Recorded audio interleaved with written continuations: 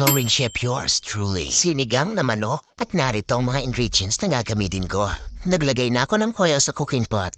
Ginisa ko na ang bawang hanggang sa maging golden brown.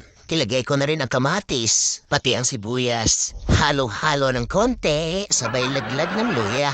Tinuloy-tuloy ko lang ang halo hanggang sa makaramelize na ang ingredients. Sabay lagay ng manok, tuloy-tuloy lang sa paghalo. Matigas pa, hilaw pa eh. Naglagay na rin ako ng tubig at pinalasahan ko na nga ng asin. 1, 2, 3, 4, 5, 6, 7, 8, 9, 10. Lagay ko na ang radish at ang iba pang mga gulay. Ang gulo mo magpaliwanag, ikaw mo hindi ko maintindihan eh. Ilagay ko na ang sinigang mix at konting paminta. Halo-halo, sabay lagay na ng patis. Lagay ko na ang pechay at tinigil ko na ang pagluto.